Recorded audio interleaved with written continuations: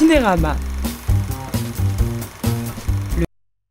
Tous ses états. Cinérama, l'actualité de la semaine, merci de nous être fidèles.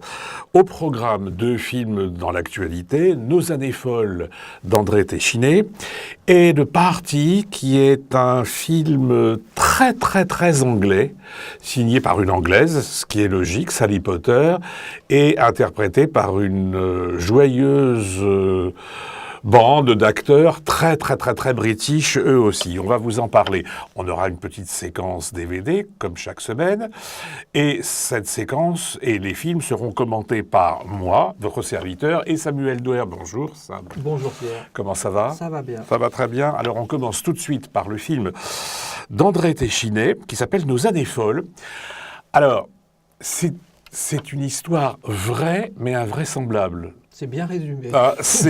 En gros, on va en parler tout de suite, mais c'est l'histoire donc d'un homme qui s'appelle Paul et qui est, pendant la guerre 14-18, en a marre de la guerre, ça se comprend parce que c'est quand même une véritable boucherie. Il en est déjà à 2 ans dans les tranchées. Voilà, ça commence à faire beaucoup, et avec l'accord de sa femme, il décide de déserter. Et voilà que il est confiné dans une sorte de chambre secrète, et voilà qu'il a une idée dont on va reparler dans quelques secondes. Et d'abord, on voit un extrait de la bande-annonce. Il faut que tu le dénonces. T'es folle. Tu me vois dénoncer l'homme que j'aime ? La caille, la tourterelle et la jolie perdrix.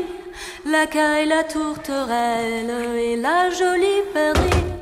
Et ma jolie colombe qui chante jour et nuit auprès de ma blonde qu'il fait bon, fait bon, fait bon.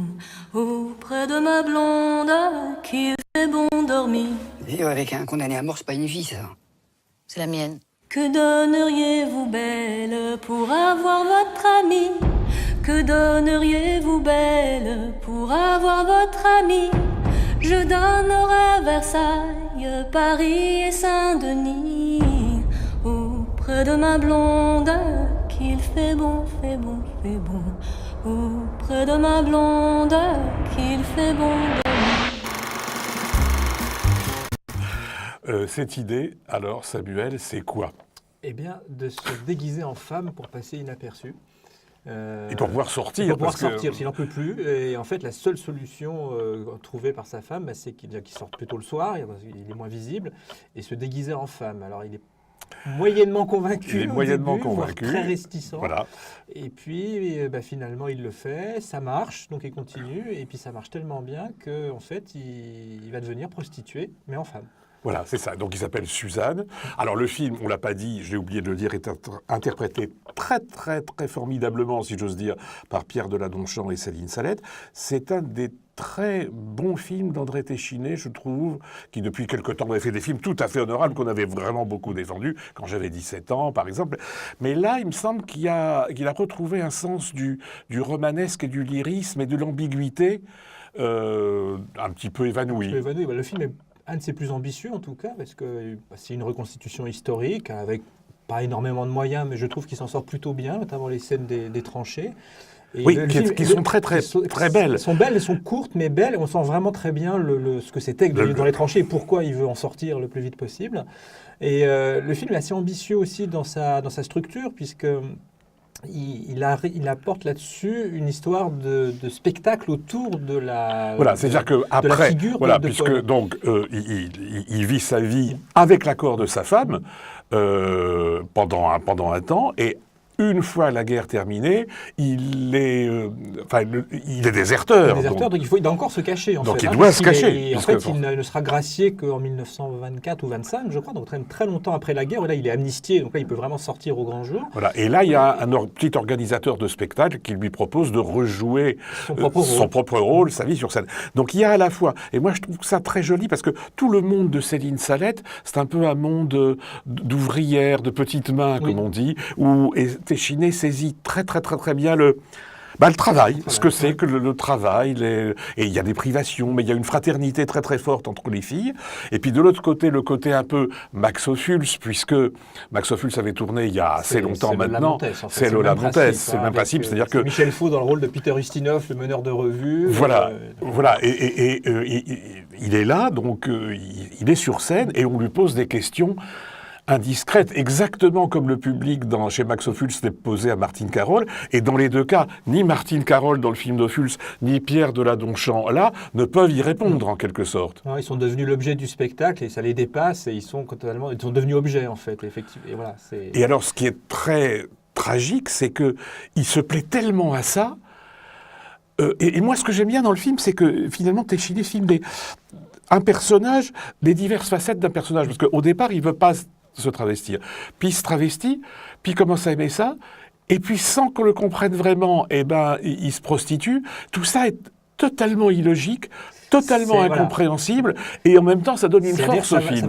Moi, j'aime bien les ellipses au cinéma en général. Je trouve celle-là un peu violente quand même, parce qu'effectivement, il passe vraiment d'un état où il est très, très, très réticent à se travestir en femme, et très peu de temps après, il est prostitué et il adore ça. Donc, en femme. Révélation. C'est peut-être aussi parce que le film est assez dense, il se passe énormément de choses dans le film, il a peut-être voulu concentrer aussi. Voilà, c'est vrai que moi c'est le seul petit bémol que j'ai par rapport au film, mais en même temps c'est bien qu'il n'explique pas et qu'il n'y ait pas la scène où on se dit il n'y avait pas pensé, mais en fait, se prostituer lui plaît, elle n'y est pas, cette scène. C'est le bon côté. Voilà. C'est un peu trop rapide, mais effectivement, ça évite de passer par ces scènes explicatives ou trop didactiques. Et il y a aussi, ce que je disais de l'ambition du film, et c'est la richesse aussi sémantique de ce film, c'est aussi que ça raconte aussi une période de début d'émancipation féminine à travers le personnage de Céline Salette et de ses ouvrières. On voit, pendant la guerre, les hommes étaient au front, donc il fallait bien se débrouiller. Et c'est un peu elle, on va dire, qui porte un peu la culotte dans le ménage. Et c'est elle qui crée le personnage. Suzanne, entre d'ailleurs Pierre Deladonchamp, quand il devient Suzanne, c'est elle qui le crée. Et elle viendra peut-être le jour, justement, où la créature qu'elle a créée va lui échapper et surtout va lui peser. Voilà, on ne raconte pas la fin, mais il y a tout ça dans le film, et je trouve que vraiment Téchiné s'en sort très très bien. Oui, parce qu'on rappelle que, comme tu le disais, là, cette histoire est absolument authentique. Oui, tout ce que raconte Téchiné, c'est vraiment passé, à part peut-être 2-3 petits détails, mais ça paraît totalement invraisemblable.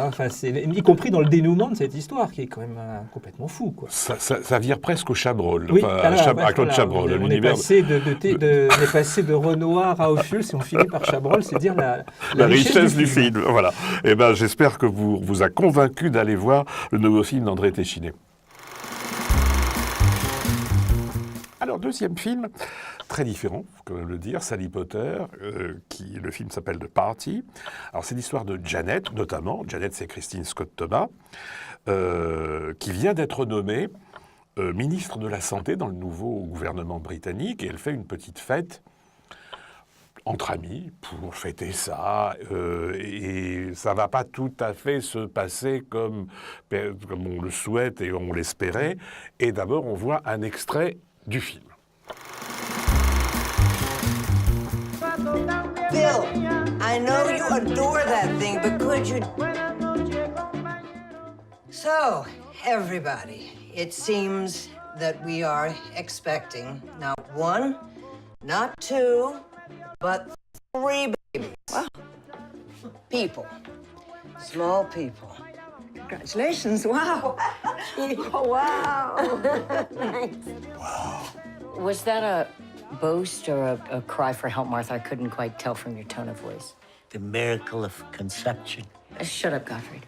Listen, I'm going to propose a toast to my oldest, dearest, and most loyal friend, who has achieved a rare thing, which is why we're all here this evening, in case anyone forgot. Babies, excuse me, Jenny, Martha, but babies get born every day in extremely large numbers to the point of endangering the planet and all our futures. It's not every day, however, that one of us becomes a minister in your entirely rotten and useless opposition party. Fuck you, April. Though, of course, you're right. What? Alors,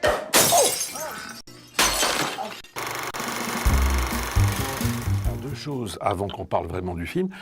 On vient de le voir, c'est un noir et blanc absolument superbe. Absolument. Hein, voilà. Et c'est un film court. Ah oui, Il fait c'est rare, 1h08, je crois.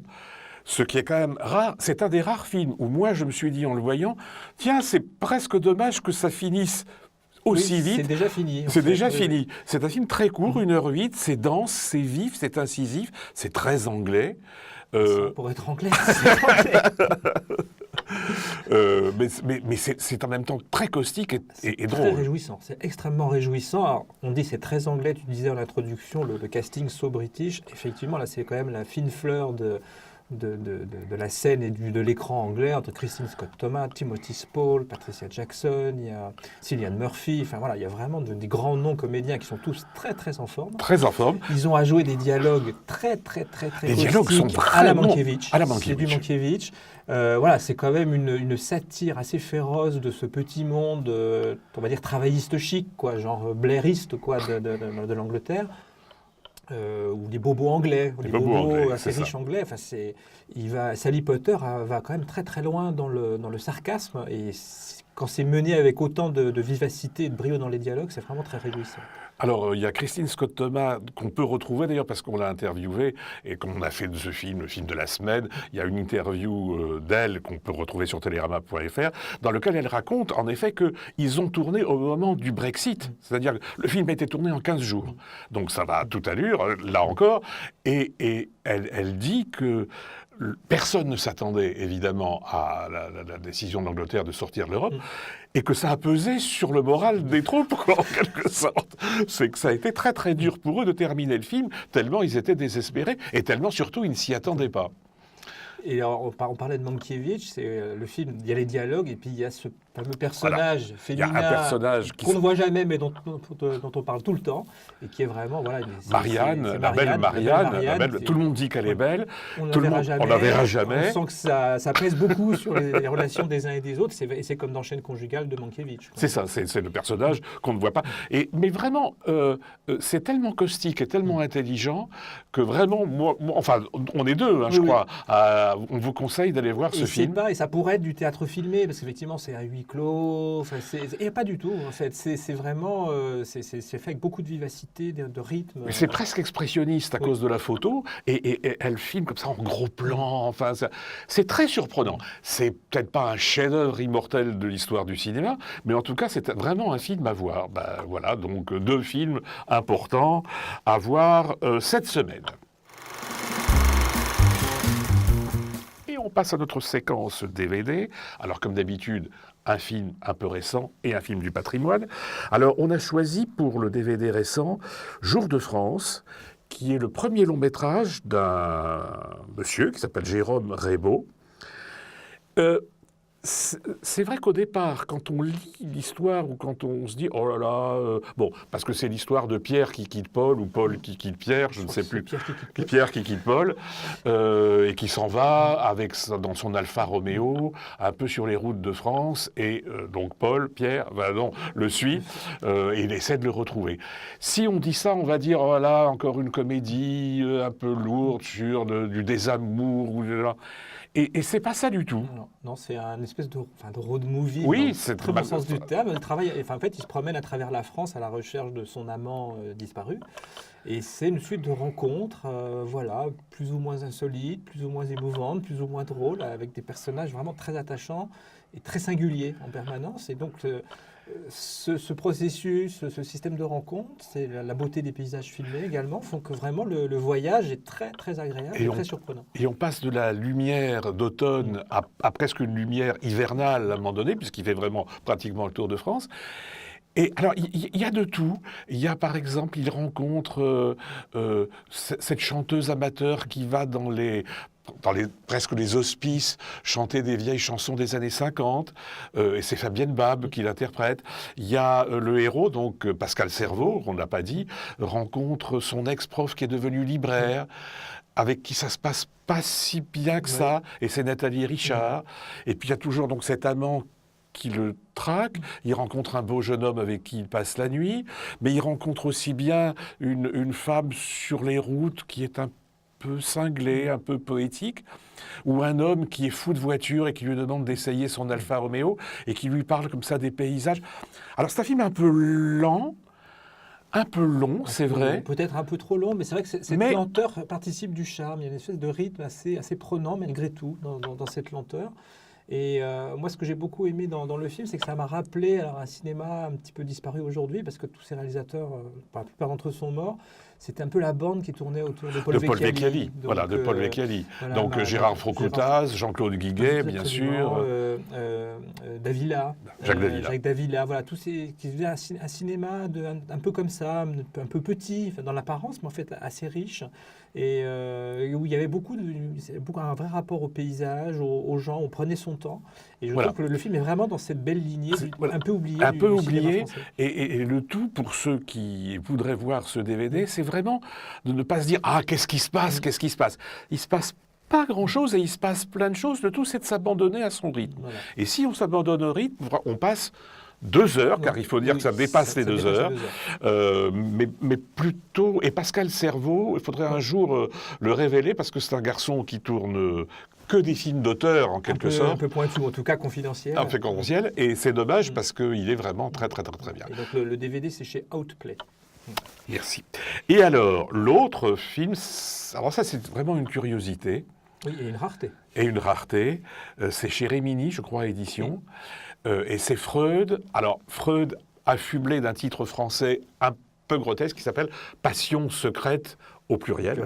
Ce qui n'est pas la meilleure façon de rendre justice au film. C'est un film de John Huston avec Montgomery Clift, qui est donc pas la vie, c'est pas une biographie de Freud. C'est la naissance de la psychanalyse. Voilà. C'est le moment où Freud passe de ses travaux à base d'hypnose et donc invente la cure psychanalytique, donc en 1885 à peu près.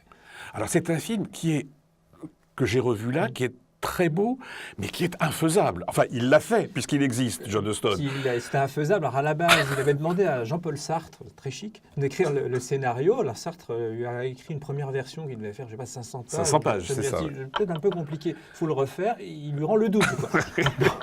Donc, alors, en fait, le scénario après a été édité. C'est un livre vraiment passionnant, mais effectivement infaisable au cinéma. Donc, John Huston a tout jeté à la poubelle et est reparti. Et donc, se concentre sur, en fait, un cas sur une jeune femme hystérique que Freud va soigner, va traiter en inventant la psychanalyse. Et alors, ce qu'il faut savoir, c'est qu'il avait fait pendant la guerre, il avait été très frappé, John Huston, en découvrant, après la guerre en 1945, des soldats, mais justement pas blessés physiquement, mais blessés moralement, psychiquement, en quelque sorte. Qui avait le syndrome, le post-traumatique. Aujourd'hui, le syndrome post-traumatique, et qui n'existait pas encore vraiment. Et il s'est toujours juré de faire un film sur Freud, et justement. Et je trouve que ce qui est réussi, alors c'est Montgomery Clift, qui est quand même fabuleux, un peu trop âgé pour le rôle. Oui, puisque c'est Freud jeune quand il invente la psychanalyse. Et là, 30 ans. Clift, il a plus que 4 ans à vivre. Il est déjà très, très abîmé physiquement. Donc, même des fois, on se dit il serait très bien sur le patient, sur le vivant lui-même. Mais il a des yeux absolument perçants, magnifiques, qui posent sur ses... Et puis, je trouve que le film arrive à rendre cette idée de la sexualité enfantine... parce que maintenant, c'est presque admis. Enfin, je veux dire, tout le Oedipe. Et là, on comprend à quel point c'était un scandaleux et un scandale à l'époque, et même jusqu'à une époque récente. Et je pense que c'est un film qu'on ne pourrait plus faire maintenant. Non, parce que, voilà, effectivement, comme tu l'as dit, le film va quand même assez loin dans cette vision des névroses. Et le film, moi, ce que j'aime bien, c'est que c'est raconté un peu comme presque une enquête policière. Oui, presque, oui, absolument. Il y a une ambiance très expressionniste, très très belle photo en noir et blanc. Et donc voilà, le fait de suivre ça un petit peu comme un polar renforce l'intérêt de ce film, qui est peut-être un petit poil trop long aussi. Un petit poil trop long. Noir et blanc là aussi d'ailleurs, très beau. Peut-être un petit peu trop didactique par moment, mais peut-être parce qu'il y avait une dimension très positive dans le film, c'est-à-dire d'expliquer aux gens, de montrer les bienfaits de la psychanalyse. Donc c'est peut-être aussi pour ça que c'est parfois un petit peu trop explicatif. Mais quand même, Mais ça reste un film encore scandaleux. Oui, oui. C'est ça Absolument. qui... Alors qu'on pourrait penser que Oui. 60 ans après, bon, eh ben non, ça reste tout de même scandaleux. Donc voilà, c'est deux films assez différents l'un de l'autre, mais très beaux. Alors, merci Samuel de m'avoir accompagné pendant cette émission.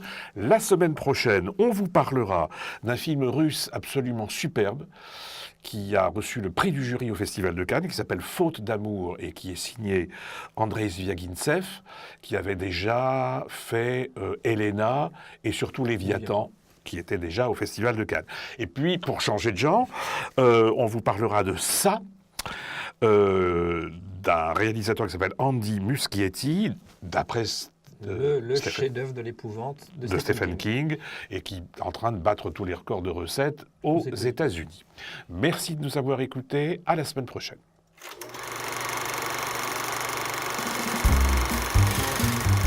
Cinérama.